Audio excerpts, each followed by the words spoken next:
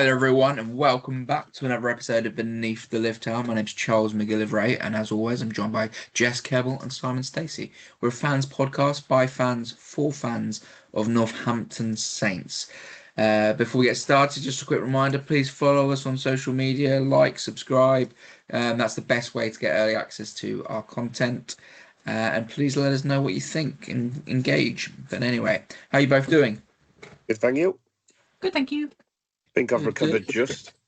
Just about recovered, yeah. I mean, I just about recovered from the sun. I mean, it was a pretty hot day. I sit in the churches, Both mate. you two sit in the shady side, and Sit in the church. but you're in the whatever it's called now. I think it's called the East End or whatever it is now. Bloody hell, it's hot. I bet it was. Yeah, it was boiling as I walked in. I was just like, it's nice to have the warmth, but I hate sitting with my hand over my eyes. So I like sitting outside. It's like it's like a known. I have to turn up with a cap. You know, if you turn up without a cap, it's an impossible task. Anyway, back to the rugby. You say you recovered. It was a weird one, wasn't it? Like it was not the game we expected. That's for sure. No, it wasn't. And I know we didn't do the predictions on the last pod, but we did them after, and we were all way off. They literally turned up to just nullify our game, and they did a bloody good job. And give them their due, I do think they probably deserve to win it, but it doesn't help. Well, we won't mention him. We won't mention him because I won't even give his name. He is just, again, dire, the man in the middle. And yeah, luckily, certain players stood up like Mr. Chick against his old club, but it was a very, very weird performance. But at the end of the day, it'll just go down as 5 points, and no one will think about it in a couple of years, will they? Yeah, that's the key point, isn't it? Like, no, the history books will say it's a 5-point win at home. Yeah, exactly. It's not like, wow, we nearly got beat at home by Newcastle, which we all said it could be a banana skin, and it proved to be. Yeah, it's like a classic example of like you have top versus bottom, and like bottom literally have nothing to lose, do they?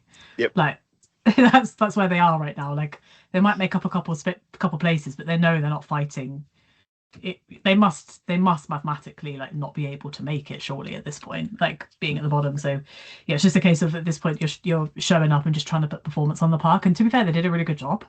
If that's how they compete regularly over the next couple of seasons, they're going to get some good wins under their belt. And especially thinking about who they've got kind of to join their team, over the next few years, they're going to be a really good prospect, which is a positive, obviously.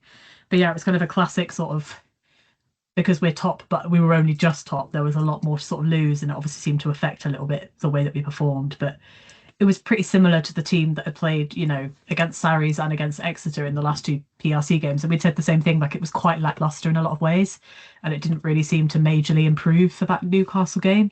But yeah, you're right. I think Tom Vickers tweeted about it as well. He said, two very different performances from the top two sides, but at the end of the day, both of them got 5 points on the board. And that's kind of all that matters at the end of it. But we've got some real tough opposition in the last, 7 rounds to go or whatever it is. Like, we need to improve drastically, I think, because at the moment, like that Bath performance at the weekend, they look like virtually unstoppable if they're going to keep playing like that. So we've got to improve a little bit, but I'm sure it will come. And yeah, like you said, we got the win at the end of the day, and I don't really begrudge Newcastle their 2 points. I think they were well worth that the 2 losing bonus points at the end. So you can't really. I remember, like I said before, I sit with my mum, and when we scored and it was the 8-point gap and it was only a couple of minutes left, my mum was like, this feels really unfair for Newcastle because they've just had 1 point taken away from them because we'd obviously just scored, and we both felt like they were good enough to have gotten something out of that game. So I can't say I was like disappointed that they scored at the end. Felt like they were really good for their 2 points, to be honest, and we were good enough, I suppose, for the 5. But yeah, I wouldn't pretend that it's the best performance that we've put out on the park. Yeah, it's that Achilles heel that we've consistently had for multiple seasons that we thought we'd sort of addressed, and perhaps we've addressed it when we have our full strength side out, but it still seems to be there or thereabouts, and that's the vulnerability at the breakdown, and the sort of the ability for the opposition that if they target there, slow us down, it sort of nullifies everything that's good about us. And you mentioned the ref, right? And this is a yeah, it might be a criticism, but it's just a completely correct statement about what occurred. But you know, Newcastle consistently rolled straight through the right breakdown, right, and so they'd make the tackle and they wouldn't roll left or right; they would roll straight out, and therefore McParland was constantly unable to get clean ball. Everything slowed down. Defense got set, and we had nowhere to go. And I think you know he consistently gave away penalties for them not rolling on right. He didn't give away as many as they probably should have, but he did give those penalties away. But it's one of those ones where how many of them? How long can they get away with that? Like you just let them get away with it. It was well worth them doing it. You know, like Yep. the point of the referee there is to the yellow card exists to prevent players consistently doing something which is disrupting or destroying the game illegally. And he should have gone to that. They should have been on a team warning. They should have been penalised. But it never seemed Yeah. to be a conversation or a No, consideration. It's like not rolling away was deemed not a big issue, but it I, was the most penalised penalty, and it destroyed our attacking game. exactly. I don't even think, because I think Jess has the ref link as well. I don't think he ever Mhm. warned them as a team. They had so many penalties. I don't think he ever got the captain over. The only time he warned them was when he didn't blatantly see the rocking on Langdon by their loose head. And he just went, "Oh, you two, if you do that again, you're right." And then they had to call it. And then the TMO said, "Look, you need to look at this." But that's the only warning he gave anyone. And oh my God, when I heard it was him reffing, I didn't look. I hadn't looked previously. I went, "Oh my God, Yeah, that's not going to help us." it just tells you something where like a referee has been that in the Premiership for that long, and they've never had a sniff of an international game. Like it sort of tells you all you really need to know. I mean But that rucking incident there where the loose said with a bit of raking up the back of the player. Oh, those were the days. that's like I said. I said in the 90s. You Those did were the that. That's how days. you did it. That's how you got him out of the way. But he was just trying to fight with everyone. That lad. He had a go at Robbie, and then he went off with the HIA. Then he took over and started doing it to Curtis. Yeah, I mean, I think though I like you say, fair play to Newcastle. They didn't come with the mentality that they were there to be pushed around or rolled over. Like they came with a real grit, determination, a bit of something about them where they were going to come and be aggressive at the very least. I think everyone in that Newcastle squad's got so much to play for because there's going to be a big project that happens there. And they've signed 1.5 billion players to come in next season, 20, but I guess 20, yeah, I guess 20 new players. they all want to be desperately want to be part of that revolution, that part of that project, and so quite rightly they're not going to roll over. They're going to fight for everything, and they did. They came. They were gritty. They had a game plan which was to disrupt, and try and get stuff out of the outcome of that disruption. Yeah. Pick us off on the break and whatnot. And they did it. And is that the game plan of a side that they're going to be in 5 years? No, but it's for the moment. That's their best option, isn't it? And they got 2 points, like I just said. So Yeah. fair play to them.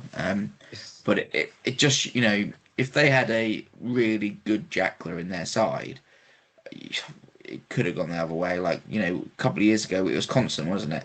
You'd come up against a team where they'd disrupt your breakdown, and then if they had a decent jackler like Rafael or Evans or whatever it may be, bang! Our game was just we were constantly pushed backwards, but because they didn't have that, all it led to was slow ball and a stodgy affair. And I think we overplayed it a bit, tried to find the edge when we didn't have the speed of play to actually get it to the edge. And I think we lacked in that sort of encounter. Big Ed Prowse went off it injured, and I think we lacked Big JJ as well because we didn't have the capacity to No. bit of brunt force to create quick ball by just getting over the game line off from nothing. You give it to JJ, he bursts through a tackle, takes 4 men in. You got over the game line and you committed 3 or 4 defenders. Suddenly you've got opportunities off the back of that, and we just didn't have that No. option, and that's It's why like it just fell apart really. it's like the old saying, isn't it? And it's been used thousands of times. The forwards win your matches, the backs tell you about how many. and it's like our forwards they weren't bad, but they just didn't front up. They weren't physical. They weren't winning the breakdowns. They weren't like we usually do. So the backs were. If it weren't for Rocky Balboa, George Furbank, that literally was after everything, the backs were just quiet because poor old McParlin, he couldn't get the ball out. I've never seen him so slow. But it wasn't his fault. It's just they were slowing the ball down. That's when they weren't offside. This is sounding like I'm whinging. I'm not trying to. It's just they've literally, obviously, looked at our way we play, tried to nullify it, and saw that Tempest doesn't ref any of those, and they got away with it. So it's literally, fair play to their analysis team. They've gone there, go, right, we can nullify Northampton by doing this, and this. And they nearly nicked it, and that would have been the shock of the season, wouldn't it, really? Yeah, the danger is that have they found the blueprint for us against when we play some of the bigger teams later in the season? Is that now going to be the blueprint for every team against us? And I think Saracens did it against us in the cup, and I think we're going to have to get used to that. I think James Craig is responsible for our attacking rucks. I think he's going to really need to show his skill and talent over the next few months to make sure that that's not something that ends up deciding our season, because teams are coming with a challenge for us. We've got to find the answers. Yeah. You mentioned there, Mr. Furbank. Wow. God. Yeah, don't even get me started on that. Like, again, I don't want to be talking about the so-called ref, but how can you not stop the game after one high tackle, then play it and get a second one, and then it took for Furbs to nearly lose his head to make it 3 in a row, and he went, I could just see it as a rugby incident. I was like, is he serious? The bloke who tackled him lost front teeth, and Furbank's eyes out the size of like an orange. Are we saying man, what is he watching? Are we saying that that's just quite clearly a red card? Yes. Like anyone else? Head on head. What do you think, Jess? Do you disagree? I do. Yeah, I think it's pretty in line with other decisions we've seen over the season, where if you as a tackler are quite passive, they tend to mitigate it down. Like, it was Sammy Arnold, right? That was Furbank running into Sammy Arnold, who is standing still, as opposed to Sammy Arnold running into Furbs. Like, he's very clearly on the back foot. So I understand that decision. Like I said, we've had other decisions. No, I get it, but yeah. I wasn't unhappy with that decision. It's just like, that the amount of blood and the big injury, I suppose, makes it look like really bad. With like you said, he has his front teeth, but I don't think he's standing still or going backwards. Yeah, exactly. I think he's moving into the tackle area, bolt upright, and the reason he's lost the collision so badly is because he's moved into the collision bolt upright. He's flat-footed, he's moved forward, he's put himself into that position and then sort of gone for a sort of catch tackle, right? But he's put himself in that position moving forward to take the hit, and then Furbank hasn't ducked. Furbank's gone in bolt upright, right? It's almost like when you get a tackle, how they write in the rules how a tackle's supposed to happen. When the person with the ball runs in perfectly bolt upright, everything's perfectly available for the tackler to come in and bend over and put in a perfect good tackle. Furbank actually took it in like that. Whereas normally they're leaning forward, trying to get momentum, trying to get over the game line. Whereas Furbank just took it hard, flat, bolt upright. And I think that he was almost expecting to tackle Furbank coming down, rather than go over the top of him, rather than go, underneath him. But he didn't, and so Furbank they just head on head. But I think they've gone head on head because the Newcastle player wasn't attempting to make a tackle. He was just pushing himself into that situation, bolt up, trying to catch, and he's copped one on the face. But yeah, he's in the defensive line, so he's preparing to tackle. Tempest said, "Oh, he's planted. He's not moving forward." It's like he's on his own goal line. Of course, he's not. He's trying to defend. He's just stood there like a brick wall, and he's ran straight into him, head on head. Trust me, if that was the other way around, you guarantee that was a red card for Saints. He hasn't. He has moved. Like he's not just stood there and then like he the said he game's was going around planted. him. Yeah, but that's because he's put himself into a position to make a tackle, and he's I'm got not. himself into a bad tackle position with his Yep. being flat-footed, but he's Yeah. moved into there, and you also see in the way they tackle that close to the line, they don't go for that sort of low defensive tackle because all you're doing is opening up the player to go over the top of you and get distance. They actually go for the capture, and often a lot of the time they'll drag them over the line to get that ball held up. So like he's put himself to make that tackle. He's put himself into that position. I get it, but I don't see him being ran into. I see him entering into the tackle situation in a bad position, and that's why that's happened. He's put himself there, and the consequences are head on head. But Totally anyway, agree. No, I totally agree. I wasn't disregarding. I was just saying what Tempest said. That's what yeah, Tempest. I'm I totally just in your camp. He I just should have think been red carded. I get that's what he said. I just think that's failing to read what like it's getting the textbook out. It's trying to find a mitigation rather than reviewing the scenario. I think. But anyway, Yeah, I think maybe I just saw it disagree. different. Yeah, I do disagree. I still think it's way more passive than active as a tackle. Like I can still understand where they came from in terms of applying that mitigation. But It's just unfortunate that, like you said, like the mechanism of injury for both of them was just an absolute mess. Like Yeah. he's obviously since then, I must have imagined, had those teeth pulled out because they're just bent backwards in his mouth. And Ferbs has got like a line right above his. It's like right on the brow line, isn't it? Where obviously Yeah. he got like his teeth obviously in his eye. And then I don't know how. I got to give props to Ferbs, to be fair, because those catches he made in the second half when he's essentially got one eye, it's ridiculous because there's no way he's seeing out of that eye fully because the swelling was like immediate by the time he came back on. And he took two high balls, one of them with one hand, with one eye. I was like, how on earth are you still able to get yourself in this position and have the proper like depth perception to understand where you need to be and where the ball needs to be? So like, it just makes you realize like how much of a worry that guy is and like how much he's been through like injury wise. He gets the arm, he's still got the really thick like pad underneath there, then he's had the legs, and then he comes back and his face is just absolutely destroyed in like one collision. But yeah, I mean, it was just a bit of a yellow card fest for a while, wasn't it? They got two, we got one, and just for a while I was like, God, this is just going to be a game that's just cards left, right, and centre. And I wonder sometimes if that factors in. Like you're right about, they didn't even get like a team warning like for penalties, and I wonder if sometimes, and I'm not saying it should, but I wonder if sometimes refs kind of think in the back of their mind like, I've given out so many cards already, do I want to give out more? And sometimes it must just like subconsciously kind of, because like the yellows were the cards were fair, right? So like the upright tackle, then the sort of attempt of a sort of stamp that didn't really work, and I think he's lucky that he kind of missed him because he probably would have been in a lot more trouble if he hadn't. And then Ram definitely tackles from an offside position on their try line. So Yeah. So I just, because at first I was trying to think like, are they trying to say it was like, and I was like, I didn't know what they meant, and then I saw it from one angle and you can clearly see Ram on the wrong side. I was like, no, right, I get it. And it was obviously on the try line. But yeah, it was a bit of a card fest for the first half. So I wonder if sometimes I suppose refs think, I've given 30 minutes worth of cards at this point. Like, do I want to keep doing that? And it's probably at the back of their minds sometimes. But yeah. Reference Ram and reference Ferbs. Surely it would cancel each other out, but surely those should have both been looked at as penalty tries, surely. Because Ram is on the wrong side. And they said there was cover, didn't they? I think Ferbs was there.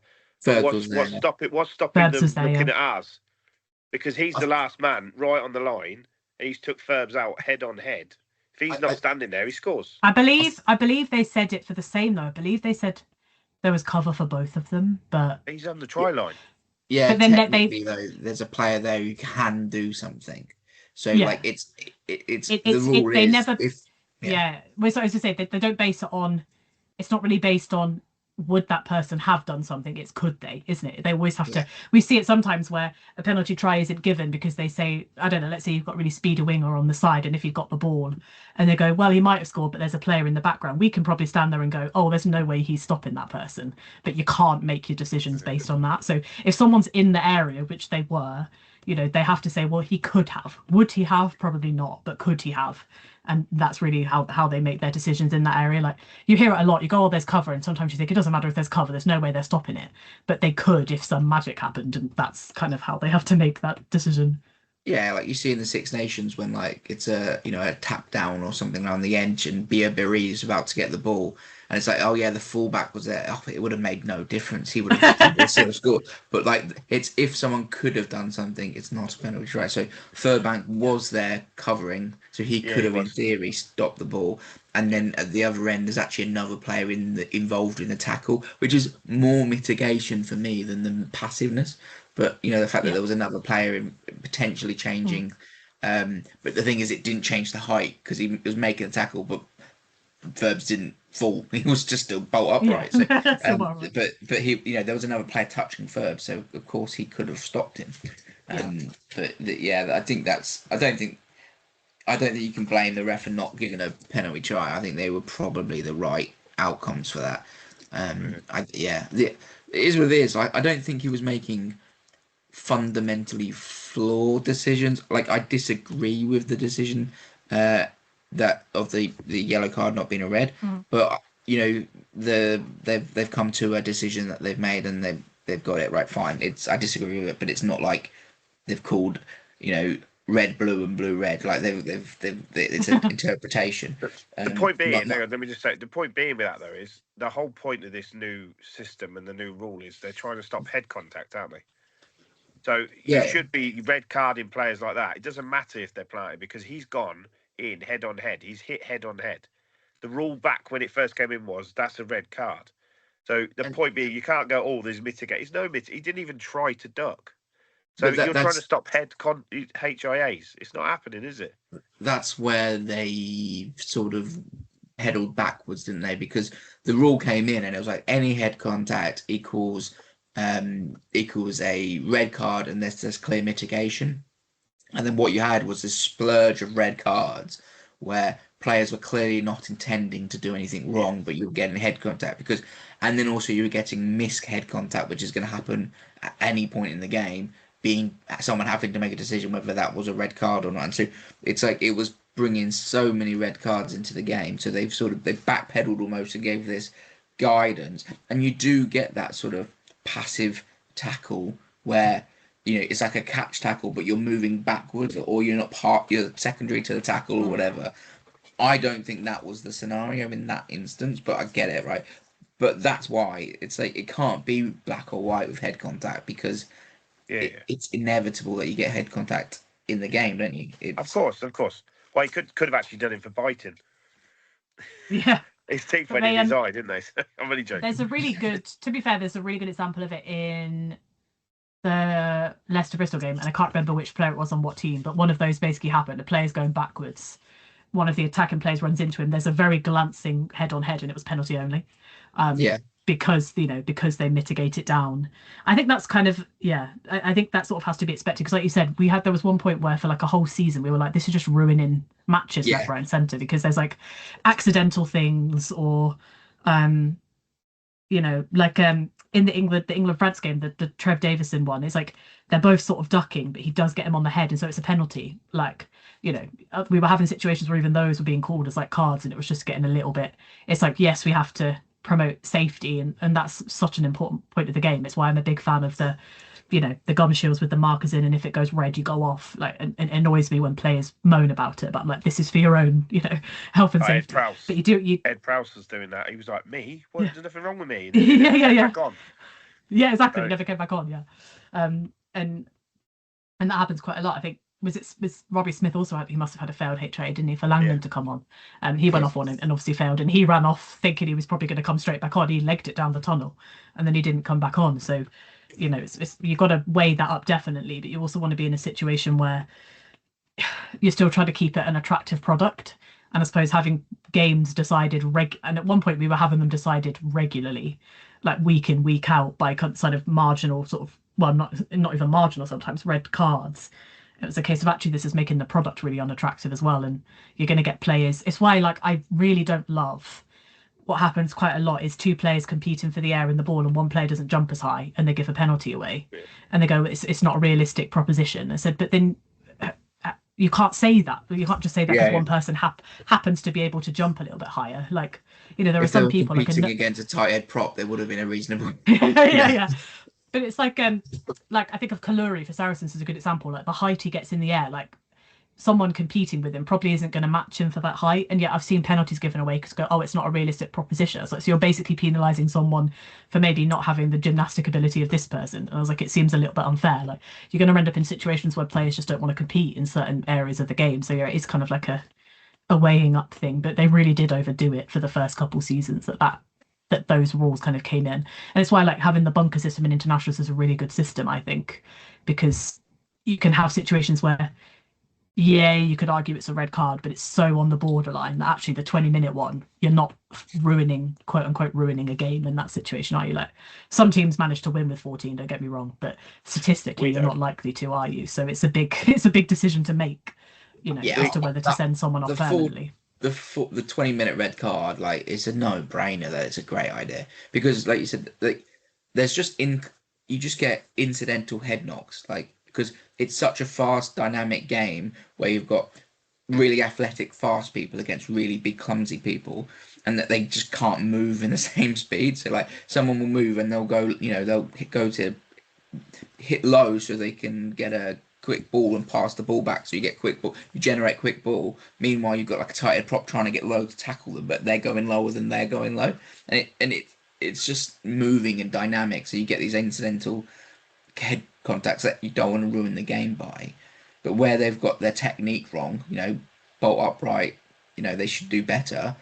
Don't ruin the game for that either. Like ruin the game because someone's come out and absolutely taken someone's head off on purpose. Don't ruin the game because someone's made an error. And so the 20-minute red card, I just don't understand why that's not fully adopted at all levels of the game. No, I don't know. Yeah, it's obviously the best option in my eye. Yeah, but it kind of, I must say, like Ferg's obviously having to go off to get the eye stitched up. Like for Ollie, it was like the perfect opportunity because that guy came on, got the ball within 10 seconds, put the ball down, scored, went back off. When Fergs came back on, it was like the perfect cameo, isn't it? He didn't have to do anything, literally nothing. It's a good pass from McFarland. Yeah, straight into his hands, and there's obviously nobody there because they're missing a man. Dots down with absolute ease, and off he goes running back to the the centre line. So it was just it was like the best case scenario for him. But I mean, Ferbs was just bleeding the whole way. Like I think they tried to put tape around his head at one point, and he shook his head, and I was like, you need to put tape around it. Like that's not holding together for the rest of this game of rugby. But probably because he couldn't see, and it must be painful putting any pressure on it. Like he did pull out, not pull out, but move his body a bit, pull out of a tackle slightly, and you could clearly tell because his head would have taken a big knock if he'd. It must have been natural instinct. He sort of protected that side of his body a bit, but he still put in some big shots even afterwards. Like he's a brave lad, and he's a hero. It's madness that you could technically play on with that because in boxing you'd have stopped you. Because you can't see out of both eyes. It's dangerous, isn't it, really? But he's a warrior. I don't. It's still not been announced that he's leaving, has it? It's longer and longer and longer. So I feel like it. I have a feeling it's less to do with us and much more to do with Quins and what's happening there at the moment. Obviously them losing at home and falling down a spot in the table isn't good for them. Surely you'd want it like as a G-up. You signed in an England international, probably the best. It's not that I can't say like how accurate this is because obviously a lot of stuff has gone around, but there are rumours out there of part of his contract being relevant towards if they have a change in coaching staff, and if that is true, and I don't know, and I can't say that that's even remotely accurate because it may not be. Yeah. But yeah, exactly, because all of it isn't it still at this point? Like we, But I have seen because I've seen so many different things running around, like rumours that going around about it. But if there even is some kind of clause in there about if you completely change your coaching team, because people do have clauses like that, right? Like if there's massive changes to the team, you've then effectively signed for a different group of people than what you originally. So if that is part of it, perhaps it's just a waiting game of figuring out what's going on with Quins potentially, but we simply do not know. Happened at Saints, didn't it? I think with Dan Bigger. Didn't Malander sign Bigger and then he left, and then it was sort of like, oh god, who am I going to have? Yeah, that's what happened with him, wasn't it? Malander had Bigger had the option not to join because of the same reason. Yeah. I guess it makes sense, and it's like from a number of reasons. One, like it might be a clause like that whereby Ferb might have an option not to sign because they need to appoint a coach first, and he might want to see who the coach is, because if it's a coach who doesn't want him, then why would he put himself in that Makes sense. scenario? But Makes then total sense. it might also just be that they have signed him, but it's an awful, like, the fans don't want to hear about that. Your club's in disarray. You're losing every week. You haven't got a future coaching group. Signing, doesn't matter however good the player is. It's not the biggest ticket item that they need fixing, is it? So, like, all right, we've signed this incredibly skillful, talented fullback, but like, who's sorting out the defense? Like, Yeah. It's It's so it might be so a yeah, we PR simply. call. I really don't think that we'll know until pretty late on in the season at this point, to be honest. Potentially even later than that, maybe. Who knows, really? But yeah, like you said, there's so much different speculation about and different reasons, and people postulate so many different potential reasons as to why it hasn't been announced, if he has or hasn't. Like, I hate adding to speculation, but I just wanted to add it was definitely something I had heard, that there was a clause in there. Because like I said, when you sign for a team, you've had conversations with the coaching setup, right? So there's something about that and you just simply don't know what's happening. Like, do I want to go into not everybody wants to then join a club that's going through a whole new transition phase, because that wasn't what they originally maybe signed up for. So, and like I said, there's definitely been examples of it happening before, where people have pulled out of contracts because they've had to make drastic changes. And like I said, the way that if Quins don't pick up, there's every possibility that they're going to make whole scale changes at the end of the season, and Ferb still might go. He might still like who that new setup is, but it's impossible to know until Quins have made that decision, if they're going to make that decision. So yeah, I don't think we can expect. I mean, we could also all be wrong anyway, but I'd be surprised if we hear anything in the immediate future about what is happening there.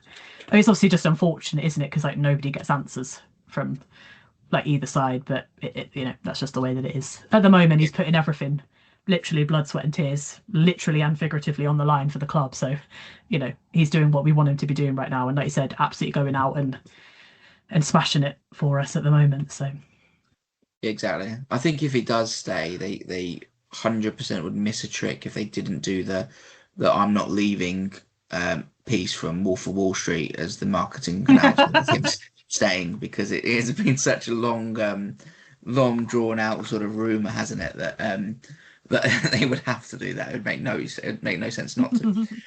But yeah, I mean, is there anything else to cover off? I thought, that I don't want to criticize players. I thought there's probably more criticisms of things than actual positives.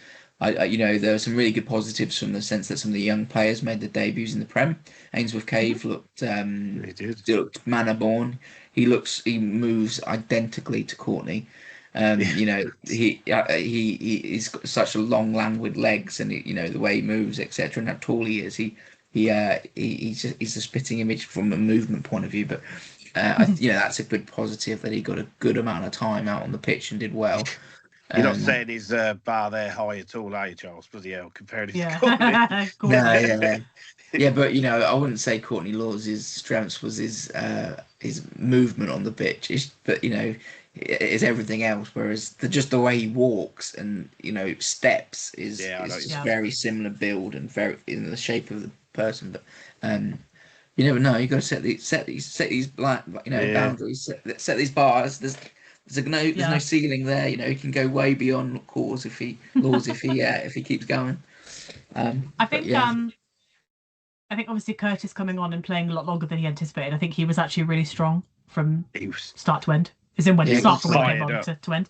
Like he absolutely was. And like I said, came on obviously way earlier than he was anticipating. I thought he was really, really strong. But yeah, it's interesting, is that like Pater, for example, was on the wing, and I think he was quite absent compared to what we're used to seeing from him. I don't think that's a long term. Not that I thought that was ever going to. I think they put him there because we needed people, and they also wanted to give, like I said, like Ferbs more time to keep going as well. So naturally, like, it makes sense to put him on the wing. I just don't think it serves his talents as well as having him in other positions. I also think, like you said, it definitely helps. It definitely didn't help, that we had very slow ball and we struggled to kind of get it out to the wings. Generally speaking, we struggled to get it into the spaces. There were so many times where I saw him waving his hands for them to try and get the ball to him, and he's got acres of space in front of him, and they just chipped it to the next person and tried to bash through the middle again. I think tactically also didn't help him as well. But when you've got like Bello at 10 and you've got Ferbs at 15 and you need somebody on the wing, it totally makes sense to have put him there. Yeah, but I'm talking to Belly. I obviously he came in with a big bang, and that winning us the game against Leicester, it will go down forever, sort of thing. But I really think he struggled since the sort of in and out through the PRC, and then in the game at the weekend. I think he had some really lovely touches, but I think he really struggled to grasp the game.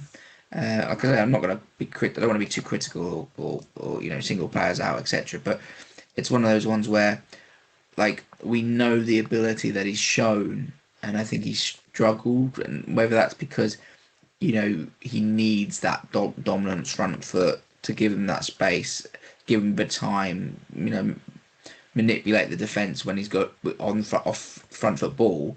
Like George Ford, we've discussed a million times, sort of thing. Maybe he needs that more, perhaps, than say a Finn Smith, who can generate quick ball by his actions and what he brings out of the rest of the team. Yeah. I think we saw that. But then, that instance to put Litchfield away, perfect, like so good, perfect hands. Like so, he's like clearly got the skill. I was going to say the same thing. I said, like, you can clearly see the differences between him and Finn, like the differences that they bring to a side. Like you said, I think Bello is very much like, we need to be on the front foot for him to be able to do what he needs to do, whereas Finn will do something to put you on the front foot if you're not on the front foot. And for the past few weeks, that's really where we've struggled. We've struggled to put ourselves on the front foot.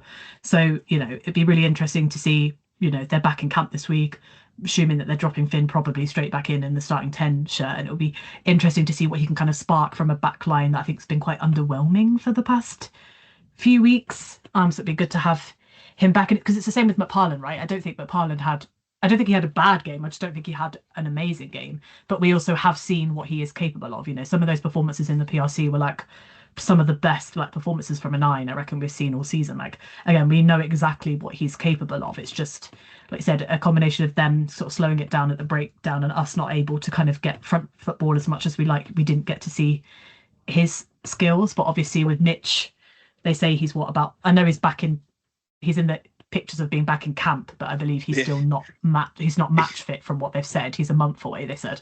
So McParland is going to be, in theory, is going to be the starting 9. So it'd be interesting to see sort of how he works with Finn as opposed to Tony, and the differences that some of those guys, because normally it's ironic because like last season we had Leicester, didn't we, straight after, and so we brought some of them back in after England contention, and they just didn't play very well. And now I feel like we're in the opposite situation where we need them back for next week, because the team we've got quite now just aren't quite pushing on as much as I think people thought they would. And like Saracens next week, that was a god awful defeat against Bath. Like, they're going to be smarting. They're going to turn up that day. Names back as well, aren't they? So 100%. Like, yeah. The last game is almost irrelevant because we're looking at different teams. Yeah. The other positive, I thought, bloody hell, Manny is in serious shape.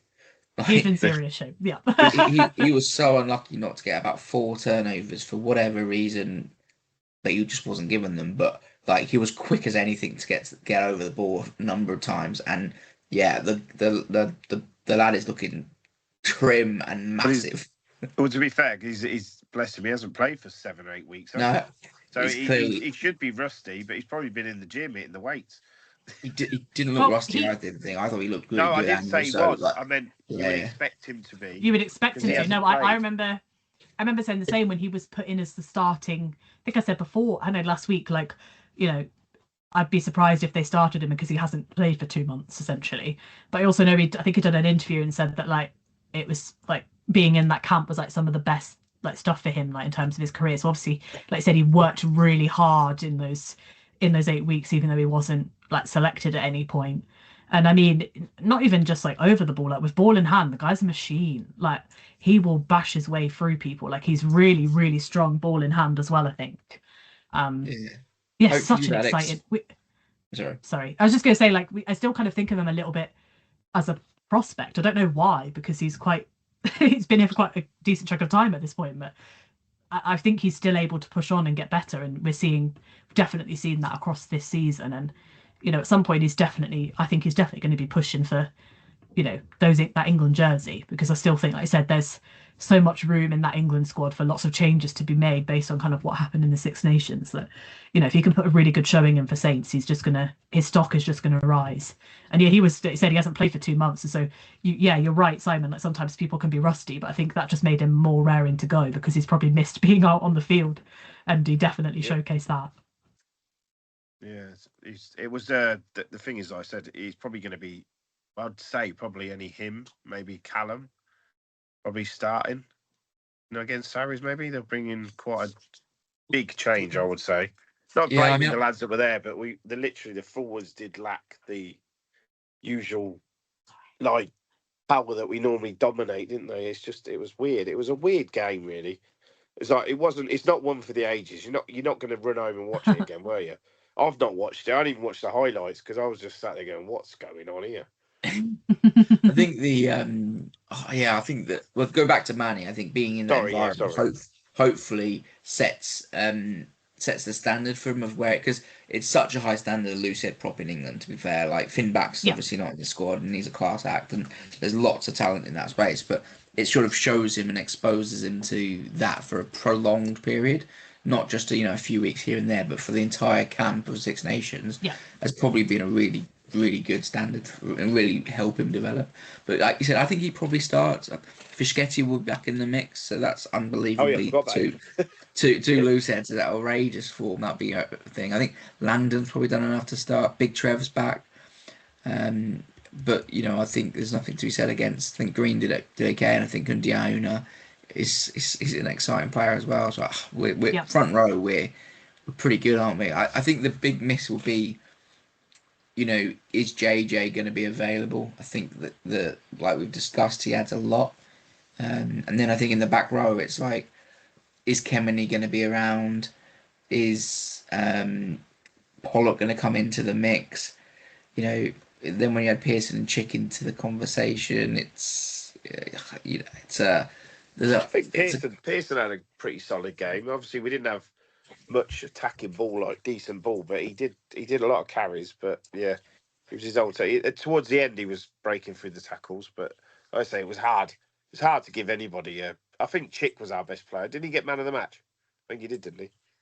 I don't know. I'm not sure, but yeah, I think he definitely carried hard. I just think he probably lacked a bit of it's hard for him to carry, and then compared to someone like JJ, he's sort of like the volume, and he's such a tough man, Chick, that he just gets through volume of carries. And then you give it to JJ, it's one big bust through, and he's guaranteed 4 meters and 3 men occupied. So it's against his old team as well, though, wasn't it? So he's a lot of them lads would have probably been saying certain things in the pack just to try and wind him up. Oh, definitely, they were definitely into him. That's for sure. Obviously. Sorry. So no, I should say that that 4-5 position is interesting. So obviously Coles is definitely out for a while. Yeah, he's got.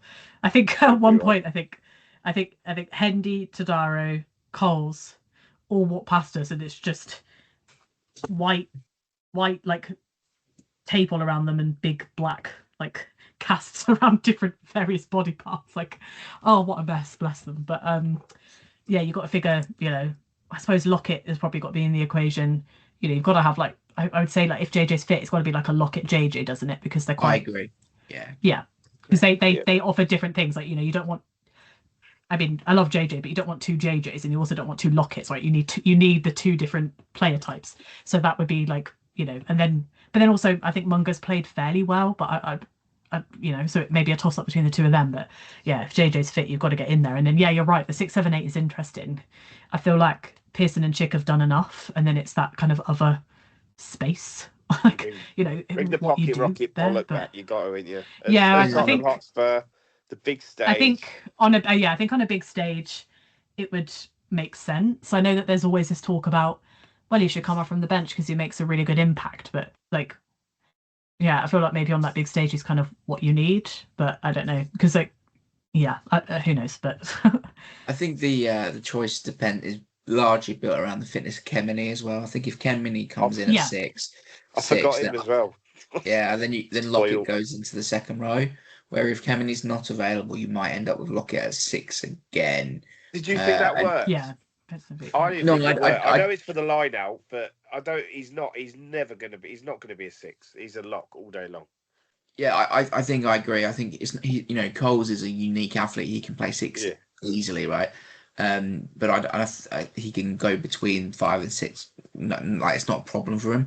Whereas I think you're right. Lockett is more of that line out carrying ball carrying 5 than more than anything. So JJ Lockett with Kemeny at 6, and then I would bring Pollock in at 8 and Pearson at 7. I think that's the best balance out of everything, and it's tough on Chick, but it comes down to me of who do you want on the pitch, and that's the balance I'd want. I suppose captaincy also comes into it as well, though, because if Chick is going to continue on as a captain, it will probably be a situation where you're probably going to see him start more often than not. But yeah, like you said, it's a hard situation and like you said, Dalston talked about having to treat these players individually in terms of how they come back. Like maybe Pollock doesn't need to come back and start. Maybe he does come back on the bench and he gets eased. Like there's no, like I said, though that's also part of that discussion. Is like what that individual player needs. Like 9 and 10 feels like it's obvious. I wouldn't actually be surprised if maybe they went with Tom James's experience potentially starting. Like he hasn't started for a while. Like there's every chance they actually swap him and McParlin just for a game in a big stadium. Like we've always talked about how Tom James is like super reliable, when he comes onto the pitch. So it feels. I still think they'll probably go with McParlin because McParlin having experience in these positions is really important. Because he's going to be the de facto backup 9 with James obviously leaving. But yeah, there's every chance that they think, do we want experience or do we keep McParlin going? And then 10 still feels like a no-brainer to me. I think Finn has to come back in because we just need his ability to, like I said, break through, get us on the game line, etc. Because like I said, I think, we can look at the way that Sarries played and go, they're certainly not the Sarries of old, but you're in a big stadium, Tottenham Hotspur, you want to put a good performance out there. You're definitely smarting about basically being absolutely thumped the week before. Like that's a dangerous Sarri side. And I know that for the past few years we've done the double over them, I think, for 2-3 seasons in a row now. So, I suppose on paper it's with us. But that's what I mean though. Like it's one thing on paper versus on the field, isn't it? And next week's game is so interesting. Because I think did Sarries rest all of theirs or did they drop a few in? No, I think they rested them all. I don't think any. I think it was a fairly. I did watch it. I just can't remember. Yeah, from memory, it was a pretty standard side that they've played for quite a while. I mean, Elliott came. Daly did play actually. Looking at it, but otherwise, I couldn't remember. I couldn't remember if they'd had Erlin. I couldn't remember if they'd had Erlin at one point or if I was. Earl was on the bench. Was on the bench. And he'll have to be rested because he will have to be rested one of the next 3 games. So next 2 games. Yeah. So he'll be rested, I think. The next 2 left, and obviously Daly they've got Bath. Daly they've got Bath in Europe again. He played 2 games. Yeah, so Daly would have been. I know that they didn't play Marrow, so obviously Marrow would come back in. But I actually think that they might lose Earl, which is always a helpful plus because that guy's insane. I know you're not a fan of him, but I know you're not a fan. Him. But you but for me, I do. You don't like him, do you? Yeah. Well, it pains me to say it, but I felt like because one's from Leicester and one's from Sarries, but I felt like Chesham and Earl were like England's standout players in the Six Nations. By a mile. And I hate to say it, but I hate to say it so much. And then Chesham put in a man of the match performance, on Sunday. He was exceptional, to be fair. So I'm just like, it really pains me to say it, but But yeah, them losing Earl might be a positive for us just because of what he brings to that Sarri side. So I think they did a couple of, but yeah. You say that, but it means they've still got in McFarland, Gonzalez, Willis. Oh yeah, no, the quality's still there. The thing is, that's what I mean. On paper, it's a good side. Like they've just vastly underperformed, from what you would it'd definitely be an interesting. I don't really know what we. Sorry. I don't know what we're going to do with Sarries, but it's quite clearly they've been a bit exposed to. Maybe their coaching group's been a bit exposed as to the the armchair ride that they had for several years of having 40 internationals or whatever it was. Yeah. You know, Blank in checkbook. yeah. Now that the playing field's a bit more level, and you're having to mix in a few players that aren't the standard of the elite level like a lot of their players are. The coaching gets pushed a bit, doesn't it? The culture gets challenged a bit, and that's what they're going through. But they will come back because they've got so much talent. No, 100. Yeah, they're too talented to not. But and then I don't know what we're going to do with the back line. If it was me, I'd probably leave the centres as they are, and I'd probably bring Tommy in on the wing with Ram on the other, and then still have Burbs at fullback. But bring Dinger's back, surely. Dinger's in. Oh, Dinger's, yeah. Yeah. I think. I didn't mention earlier. Sorry, I actually do think Litchfield had a brilliant game. He carried so much and he tackled so much. He is strong. He's strong. Very good performances. I think he was probably up there with Chick as our best players. I think Litchfield's such a good player and he's got better and he's had some really good games this year. I think there's still skill sets that he needs to just tighten up.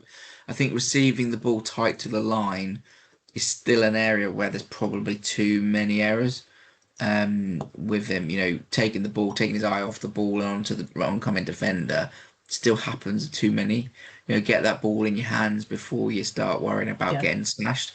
It's sort of like if he's a bit wary of the contact or the collision prior to getting that ball under control, and it cost us. It cost us a try at the weekend, but it's cost us a few times of possession and stuff. And he just needs to nail that skill down.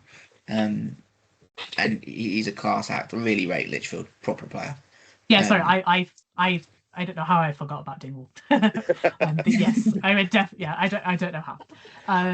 The only thing, just to pick up on the 9 you said about 9, James might Stoner, but I think they will stick with McParland, but I wouldn't be surprised if things aren't going our way if they revert to James earlier than they would, because he brings a different option, doesn't he? His left boot is magic, and it just gives us that ability to change things a bit if it's not going. Plan A isn't working. You can try Plan A, but with a different swerve on it. I'm not sure if he's carrying an injury though, because his leg was very, very taped up.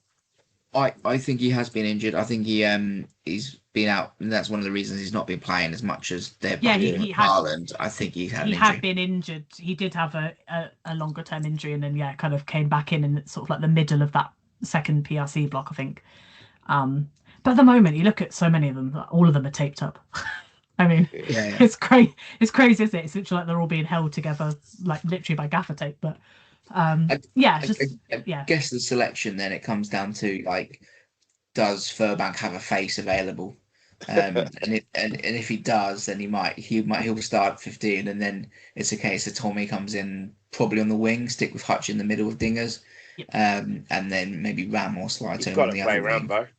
Yeah, but I guess if Furbank, is having to go and discover his good looks again, then he's probably maybe Ram comes in at fullback or something like that. Yeah, possibly. Or Pater goes to fullback, and then then Freeman comes back on the wing. But I'd probably have Pater in at fullback in that situation. Just I really liked what Pater has brought. But then, like you said, it's about the experience, right?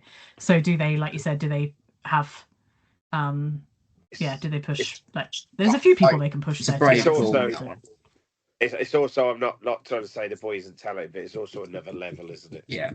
PRC is a lot, not saying it's a bad level, but it's a lot lower, and he's a talented lad and he is going to be a star of the future. But I don't know if you'd throw him in against Sarries at Tottenham Hotspur. Yeah, but I don't think I would. I think you would go with a Ram. Ram or even Freeman. Yeah, and or you'd probably bring Ollie, who desperately needs game time. You'd have him on the wing, wouldn't you? You'd have Ollie in, and then Pater is definitely a good bench option in those circumstances, isn't he? If he can cover, there's a few positions he can cover. So you could definitely still include him in that way. But I reckon you'll have to pry George off that field over his actual dead body at this stage. That guy is going to play if he can. I mean, don't forget, he still played when his arm wasn't quite fixed, and then he did more damage to it, so it probably wasn't the best idea in the first place. But, as long as he can see a little bit, I guarantee he's going to be on that field. I don't think you'd be able to tell him no at this stage, to be honest with you. He just wants to get going. But, it's like with Bellew, isn't it? He lost all of his teeth, and then they stood him down, and then we needed him, and he went, "Yeah, put me in." He didn't even think about it. He didn't even stop for a second to be like, "Should I do this?" Yeah. So yeah. You'd hope that there's nothing structurally damaged, and it's just a case of some swelling that will come down and get some stitches in there. And like I said, when there's the up close picture of it, it's like just under his eyebrow, like where the stitch line is. So it doesn't seem like his actual eye got, like, it wasn't like teeth in his eye or anything like that. It was like fully just like right. There's a big black line of stitches that go right just under his eyebrow. So, it's eye socket I think, or cheekbone are the ones you'd be worried about, because if they get damaged, they take forever to heal. But and I should be the case. In the old days, you're not allowed to do it now. You'd have just cut that in boxing, because you cut it and take the swelling out, and then you can see again. But yeah, you would never do that now. But so it depends. You don't know what they can do with it, but it should come down by the. Is it Saturday we play? Saturday, isn't it? Yeah. Saturday at 6. Yeah. But I mean, he went off. He went for blood and then came back on, and then he was off at half time. So they had plenty of time to test if there felt like some kind of issue with the structural part of it, and he wouldn't have come back on, I think, if there was. So, I think it was just a massive cut above his eye, and anything on like your face or your head, like the amount of blood that can come out of something is unreal. Like, so that guy was just covered in it at the end. But I think as long as like the swelling's not too bad, I think that guy will be absolutely desperate to get on that field and will be playing. So should we get to some predictions? Should we look at? We were so off last week, but we probably should remind them tell them who we went for last week. Okay, so yeah, we all went big. I mean, Sai was 53-24, Rambo to score. None of that came true. I went 46-10, so 36 difference, and Pearson to score. And again, none of that other than the result came true. And Jess went 50-19, and McParland to score, which McParland did score. So Jess gets the point actually gets a point on the table. So it's 5-2-2. I was so happy when I can't remember which player passed to him, but I was like, please don't go on your own. Give it to him. And he passed it. He scored. I was also pretty happy because I had him at 12-1 to score first. So nice. I did all right out with that, but yeah, it started so well. And my mum went, "Who did you have?" I went, "Him." I was like, "I'm safe for the rest of the like." So now I did at one point think that like I thought, no offense to Newcastle, when like we all look like humble pie, but like at one point I was like, everyone's going to get on the board. Like when we scored that first try, I was like, oof, this could be a bad day for Newcastle, and then obviously didn't turn out that way. So yeah, exactly. But then I think maybe the players thought that, and that might have been the reason why everything didn't work, and they thought they could just get it to the edge and score. And I generally thought it was Newcastle more than us. I think Newcastle disrupted us, and we didn't react well enough. But yeah, I don't think it was I think when they started attacking the ruck the way they did, we needed to find solutions, and we didn't. That's what the crux of the issue was. Rather than we weren't executing things well. We didn't resolve the problem, and that's we dropped to their level, didn't we? Their total game. We played their game, not our own, and that's what we. There's also there's a lesson in there about like underestimating the bottom team who have nothing to lose, like especially when it's top versus bottom. Like the commentator said it. The stadium announcer said a few times, like, "Oh, it's top versus bottom," and I was like, "And that's exactly it, right? Like you're bottom of the table, like you literally got nothing to lose, so you're going to put everything out there against the top team, 100%. Because if you can turn over the top team, it's great, isn't it? But yeah, we all know in the Prem that anyone can beat anyone, even Newcastle. Yeah. To be fair. I can't remember who they beaten this year, but they've got one win. We got the 5, and we're still top for now, so that's good. Exactly. Yeah, and so going into the weekend with our predictions, it's me to go first. I'm looking forward to going to the ground. I'm not looking forward to the travel because it's like, who puts a stadium there? It's an awful place to be. There's no overground either, if you didn't know. Yeah, I know. We'll have to. That's all right. Find a way. I'm on the Saints supporter coaches. Got that booked ages ago, ready to go. Yeah. Anyway, but I'm going to go to be a tight game, but big scoring. I'm going to go 36-34. Oh no, sorry, 34-36. Correct. Because I'm obviously supporting the Saints. And in terms of try scorers, I'm gonna go with Pearson because he hasn't scored in a few weeks. Really tempted to go with a winger, but I went with Pearson last week. He didn't score. I'm gonna go back to him. Jess, you're up. It's always close with those guys, isn't it? It's always close. I'm gonna go 35-42. I'm gonna pick because it's March on my Saints calendar and he's staring at me for this month. I'm gonna go for Langdon. Okay. Because I feel like there's a good chance, if we maul a ball over the line or something and he's at the base of it, there's a possibility there. So I'll go for him. And Si? 26-32, and I'll stick with Rambo, our guest from last week. Yeah, no worries. If you haven't heard that one, it's worth listening to, by the way, guys. Yeah, it was really good.